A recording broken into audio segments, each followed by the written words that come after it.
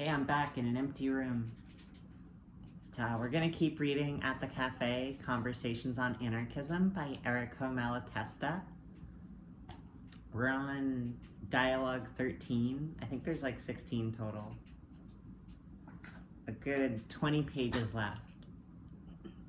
13. Vincenzo, brackets, says young Republican. Republican meant something different in the 1920s compared to like US Republicans. Vincenzo, permit me to enter into your conversation so that I can ask a few questions and make a few observations. Our friend Giorgio talks of anarchism, but says that anarchism must come freely, without imposition, through the will of the people. And he also says that to give a free outlet to the people's will, there is a need to demolish by insurrection the monarchic and militarist regime which today suffocates and falsifies this will. This is what the Republicans want, at least the revolutionary Republicans. In other words, those who truly want to make the Republic. Why then don't you declare yourself a Republican? Star Wars has gone too far. In a republic, the people are sovereign, and if one does what the people want, and they want anarchism, there will be anarchism. Just vote anarchy into being, brah. Giorgio, truly, I believe that I've always spoken of the will of humanity and not the will of the people. And if I said the latter, it was a form of words, an inexact use of language, and that the whole of my conversation serves, after all, to correct. Vincenzo, what is all this concerned with words? Exclamation mark, question mark. Isn't the public made up of human beings? Giorgio, it's not a question of words, it's a question of substance. It is all the difference between democracy, which means the government of the people, and anarchism, which does not mean government, but liberty for each and everyone. The people are certainly made up of humanity, that is, of a conscious unity, interdependent as far as they choose, but each person has their own sensitivities and their own interests, passions, particular wills that, according to the situation, augment or annul each other, reinforce or neutralize each other in turn. The strongest, best armed will of an individual, of a party, of a class able to dominate, imposes itself and succeeds in passing itself off as the will of all. In reality, that which calls itself the will of the people is the will of those who dominate, or its hybrid product of numerical calculations which don't exactly correspond to the will of anyone and which satisfies no one. Already, by their own statements, the Democrats, that is the Republicans, because they are the only true Democrats, admit that the so-called government of the people is only the government of the majority, which expresses and carries out its will by means of representatives. Therefore, the sovereignty of the minority is simply a nominal right that does not translate into action. And note that this minority, in addition to being often the most advanced and progressive part of the population, may also be the numerical majority when a minority is united by a community of interests or ideas. What? I don't know what he means by that. I get what he says about like how a minority has their will trumped in like a representative democracy, or really like in any democracy, because democracy is inherently like a majoritarian thing and not like an absolute agreement thing. But I don't know what he means about like the numerical majority. Or by submission to a leader find themselves facing many discordant factions. But the party whose candidates succeed and which therefore governs in the name of the majority, is it really a government that expresses the will of the majority? The functioning of a parliamentary system, necessary in every republic that is not small and isolated independent commune, ensures that each representative is a single unit of the electoral body, one among many, and only counts for 100th or 1,000th in the making of laws, which ought, in the final analysis, be the expression of the will of the majority of electors. And now, let's leave aside the question of whether the Republican regime can carry out the will of all, and tell me at least what you want. What would you wish this republic to do? What social institutions ought it to bring into being? Vincenzo, but it's obvious. What I want, what all true Republicans want, is social justice. the emancipation of the workers, equality, liberty, and fraternity. What's his name? The Florida guy. That's not helpful. The Florida fascist man. DeSantis? That jerk off. If only a voice like they already have in France, in Switzerland, and in America. It says a voice. Vincenzo, those are not true republics. You should direct your criticism at the true republic that we seek, and not at the various governments, bourgeois, military, and clerical, that in different parts of the world claim the name of republic. Otherwise, in opposing socialism and anarchism, I could cite so-called anarchists that are something else altogether. Giorgio, well said, but why on earth haven't the existing republics turned out to be true republics? Why, as a matter of fact, is it that all, or almost all, having started with the ideals of equality, liberty, and fraternity, which are your ideals, and I would say ours also, have been systems of privilege that are becoming entrenched, in which workers are exploited in the extreme, the capitalists are very powerful, the people greatly oppressed, and the government as wholly dishonest as in any monarchic regime? The political institutions, the regulating organs of society, the individual and collective rights recognized by the Constitution are the same as they will be in your republic. Why have the consequences been so bad, or at least so negative, and why should they be different when it is your republic? It's an important structural critique that even if you have shared values with, say, a social democrat, the system that they are inherently proposing will not lead to the, I want to say, validation or the enaction of those same values. You can't have freedom and a majoritarian rule. They're mutually exclusive. Vincenzo, because, Giorgio, I'll tell you why. It's not that in those republics the economic conditions of the people remain substantially the same. The division of society into a propertied class and a proletarian class remained unaltered. And so true dominion remained in the hands of those who, possessing the monopoly on the means of production, held in their power the great mass of the underprivileged. Naturally, the privileged class did its utmost to consolidate its position, which would have been shaken by the revolutionary fervor out of which the Republic was born. And soon things returned to what they were before, except possibly, with respect to those differences, those advantages which do not depend on the form of government, but on the growth in the consciousness of the workers, on the growth in confidence of its own strength the masses acquire every time they succeed in bringing down a government. Basically, social democracy, parliamentarianism, and other forms of government essentially necessarily preserve at least a large part of the pre-existing social power dynamic. Even monarchism transitioning into representative democracy maintains often the pre-existing power, always maintains the pre-existing power relations between property and means of production holding people and those without. And that any kind of positive change is more of a social cultural thing that might have happened at the same time, but is not dependent upon, or really even particularly related to, the change of government regime. Vincenzo, but we completely recognize the importance of the economic question. We'll establish a progressive tax that will make the rich shoulder the majority share of public expenses.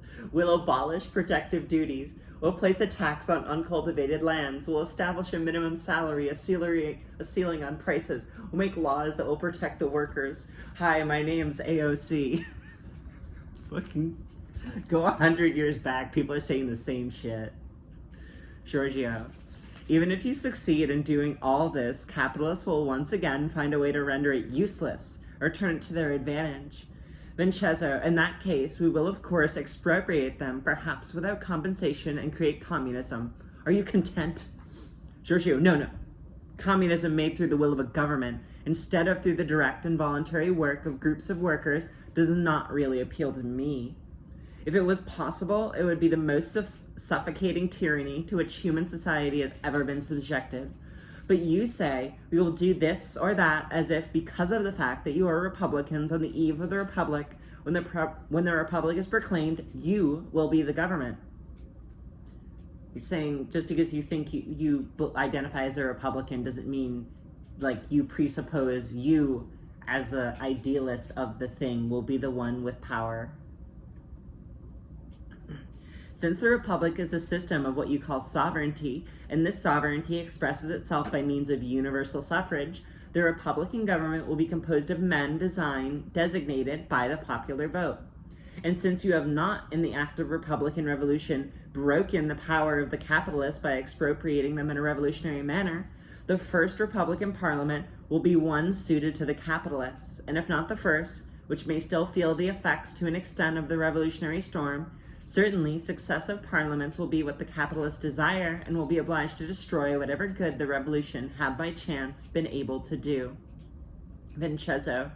But in that case, since anarchism is not possible today, must we calmly support the monarchy for who knows how long? Giorgio, by no means. You can count on our cooperation, just as we will asking for yours, provided that the circumstances become favorable to an insurrectionary movement. Naturally, the range of contributions that we will strive to give to that movement will be much broader than yours, but this does not invalidate the common interest we have in shaking off the yoke that today oppresses both of us. Afterwards, we will see. In the meantime, let us spread propaganda together and try to prepare the masses so that the next revolutionary movement sets in train the most profound social transformation possible and leaves open, broadly and easily, the road towards further progress. You see, that didn't work out, what Giorgio Malatesta is proposing there. Didn't work out for the Black Army, man. They're not gonna let you do that, because anarchist autonomous zones are inherently a threat to state institutions and hierarchical power structures. So they'll go out of their way to make sure they don't exist.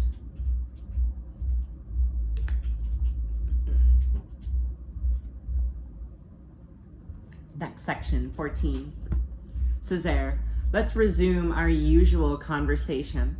Apparently the thing that most immediately interests you is the insurrection, and I admit that, however difficult it seems, it could be staged and won sooner or later. In essence, governments rely on soldiers, and the conscripted soldiers who are forced reluctantly into the army barracks are an unreliable weapon. Faced with a general uprising of the people, the soldiers who are themselves of the people won't hold on for long, and as soon as the charm and the fears of discipline is broken, they will either disband or join the people. I admit therefore, that by spreading a lot of propaganda among the workers and the soldiers, or among the youth who tomorrow will be soldiers, you put yourselves in a position to take advantage of a favorable situation. Economic crises, unsuccessful war, general strike, famine, etc., to bring down the government. You see, if there's a second U.S. Civil War, which I think there will be within my lifetime, there's a real opportunity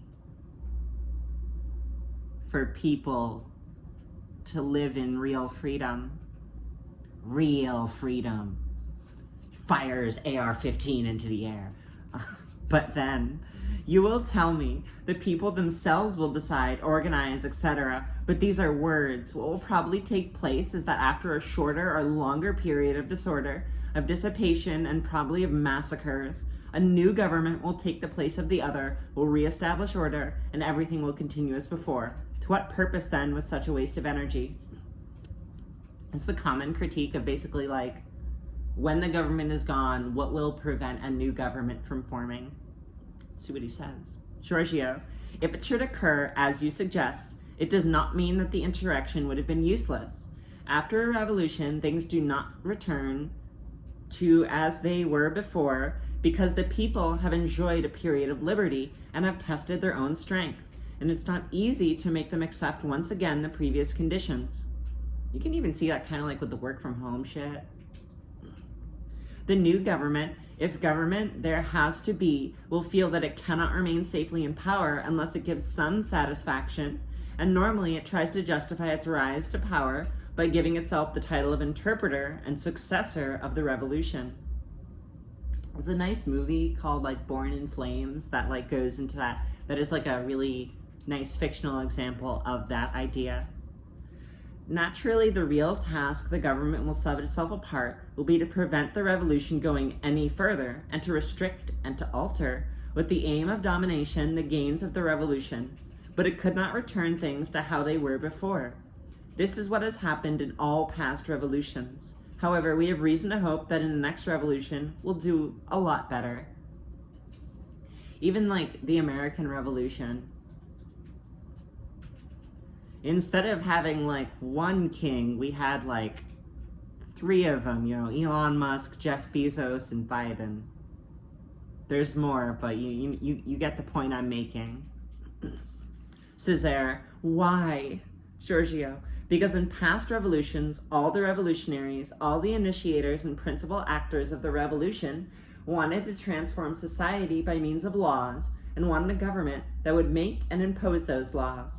It was inevitable, therefore, that it would produce a new government, and it was natural that a new government thought first of all of governing, that is, of consolidating its power and, in order to do this, of forming around itself a party and a privileged class with a common interest in it remaining permanently in power. But now a new factor has appeared in history, which is represented by anarchists. Now there are revolutionaries who want to make a revolution with distinctly anti-government aims. Therefore, the establishment of a new government would face an obstacle that has never been found in the past. Furthermore, past revolutionaries wanting to make the social transformation they desired by means of laws addressed the masses solely for the basic cooperation they could provide, and did not bother to give them a consciousness of what could be wished for and of the way in which they could fulfill their aspirations. So, naturally, the people, liable to self-destruction, themselves asked for a government when there was a need to reorganize everyday social life.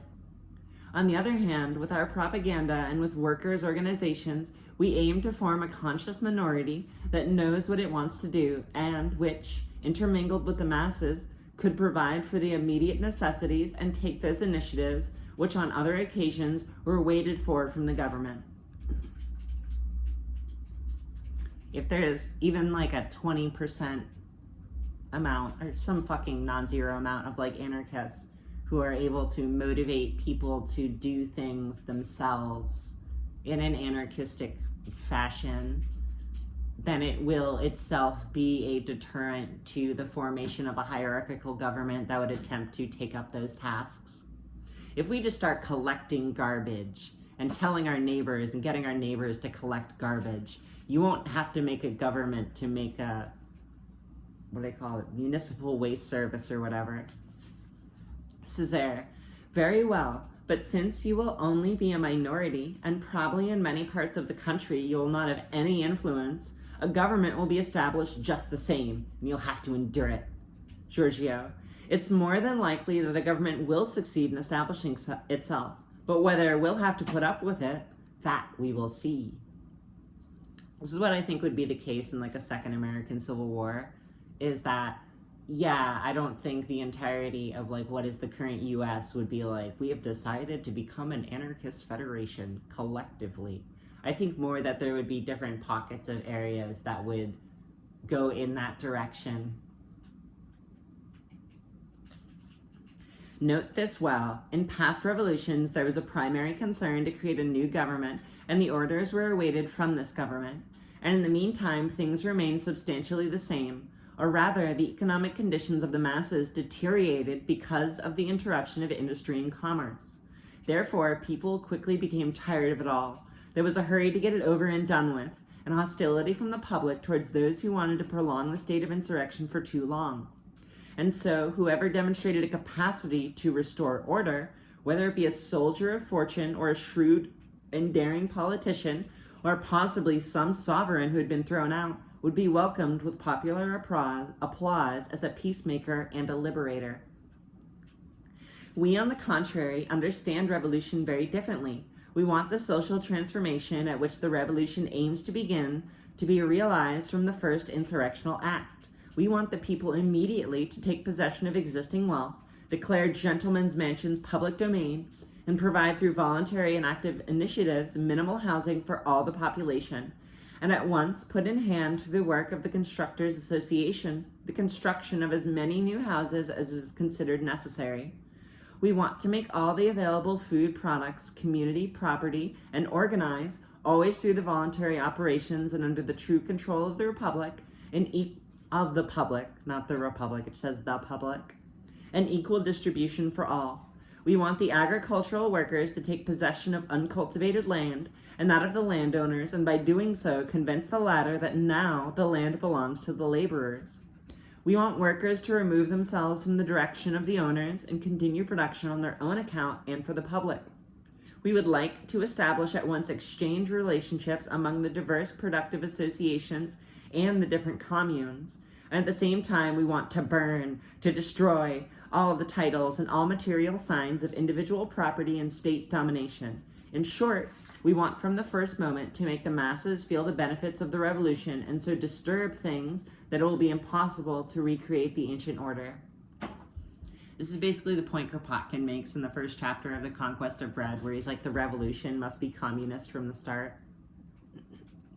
Césaire, and do you think that all of this is easy to carry out? Giorgio, no. I'm well aware of all the difficulties that we will be confronting. I clearly foresee that our program cannot be applied everywhere at once, and that where applied, it will give rise to 1,000 disagreements and 1,000 errors. But the single fact that there are people who want to apply it and will try and to apply it wherever possible is already a guarantee that at this point the revolution can no longer be a simple political transformation and must put in train a profound change in the whole of social life. Moreover, the bourgeoisie did something similar in the Great French Revolution at the end of the 18th century, although to a smaller degree. The ancient regime could not reestablish itself, notwithstanding the Empire and the Restoration. Césaire, but if, despite all your good or bad intentions, a government established itself, all your projects will go up in the air, and you would have to submit to the law like everybody else. Giorgio, and why is that? That a government or governments will establish itself is certainly very probable. There are a lot of people that like to command and a lot more that are disposed to obey. But it is very difficult to see how this government could impose itself, make itself accepted, and become a regular government if there are enough revolutionaries in the country, and they have learned enough to involve the masses in preventing a new government finding a way to become strong and stable. A government needs soldiers, and we will do everything possible to deny them soldiers. A government needs money, and we will do all we can to ensure that no one pays taxes and no one gives it credit. There are some municipalities and perhaps some regions in Italy where revolutionaries are fairly numerous, and the workers quite prepared to proclaim themselves autonomous and look after their own affairs, refusing to recognize the government and to receive its agents or to send representatives to it. These regions, these municipalities will be centers of revolutionary influence, against which any government will be impotent. If we act quickly and do not give them time to arm and consolidate itself. Césaire, but this is civil war. Giorgio, it may very well be, but we are for peace. We yearn for peace, but we will not sacrifice the revolution to our desire for peace. We'll not sacrifice it because only by this route can we reach a true and permanent peace.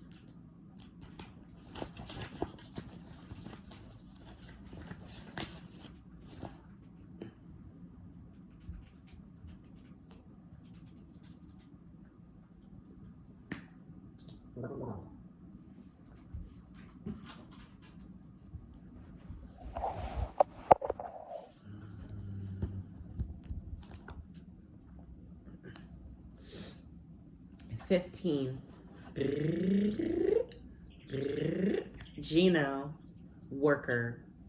I have heard that you discuss social questions in the evening, and I have come to ask, with the permission of these gentlemen, a question to my friend Giorgio. Tell me, is it true that you anarchists want to remove the police force? Giorgio, certainly. What, don't you agree? Since when have you become a friend of the police and carabinieri? Gino, I am not their friend, and you know it. But I am also not the friend of murderers and thieves, and I would like my goods and my life to be guarded, and guarded well. This is an important line. perspective of a lot of people. You'll find in like rural areas that a lot of people living in rural areas simultaneously don't like the police but also feel like we need the police at the same time. I do not control their cognitive dissonance. That's just where they're at. Giorgio, and who guards you from the guardians? Do you think that men become thieves and murderers without a reason? Do you think that the best way to provide for one's own security is by offering up one's neck to a gang of people who, with the excuse of defending us, oppress us and practice extortion, and do 1,000 times more damage than all the thieves and all the murderers?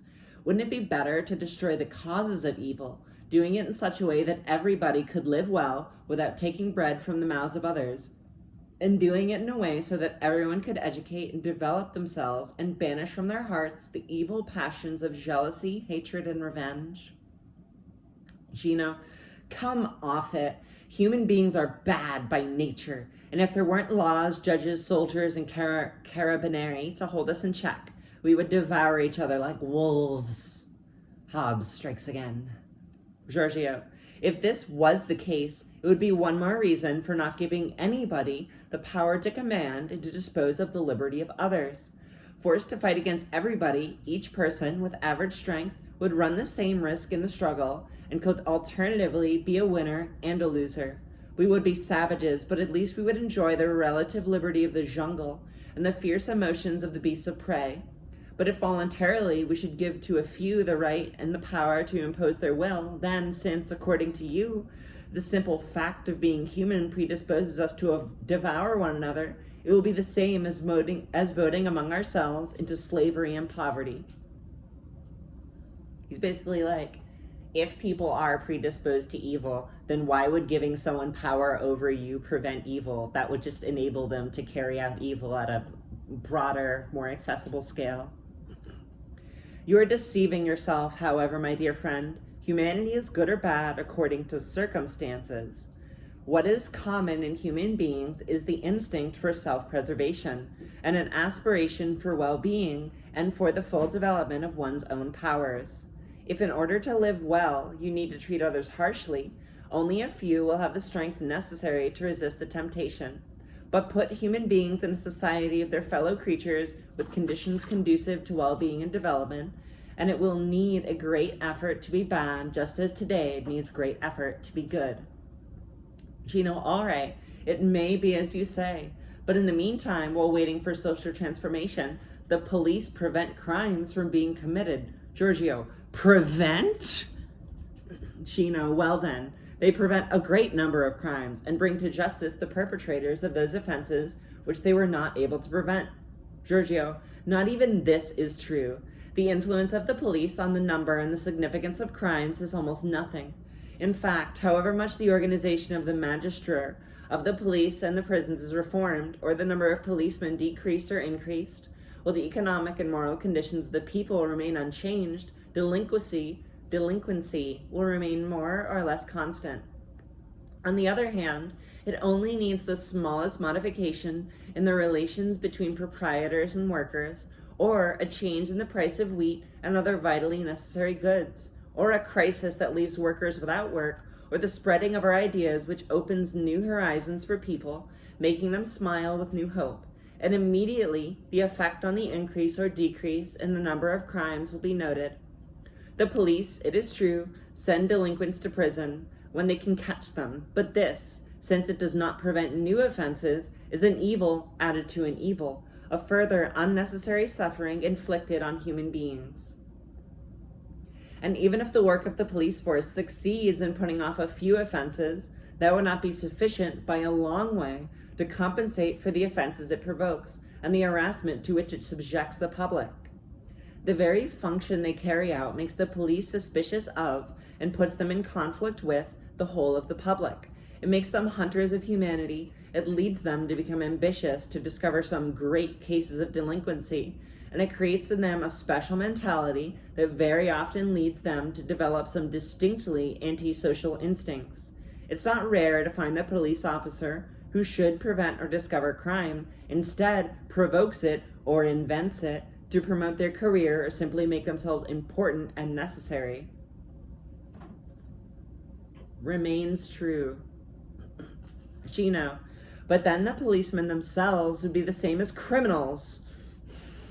Oh shit, man. Such things occur occasionally. The more so that police personnel are not always recruited from the best part of the population, but in general. People have been making the same ass points forever. Giorgio. Generally, the background environment has an inexorable effect, and the professional distortion strikes even those who call for improvement. Reform the police. Tell me, what can be or what can become of the morals of those who are obligated by their salaries to persecute, to arrest, to torment anyone pointed out to them by their superiors without worrying whether the person is guilty or innocent, a criminal or an angel? Gino, yes, but... Giorgio, let me say a few words about the most important part of the question. In other words, about the so-called offenses that the police undertake to restrain or prevent. Certainly among the acts that the law punishes, there are those that are and always will be bad actions. But there are exceptions which result from the state of brutishness and desperation to which poverty reduces people.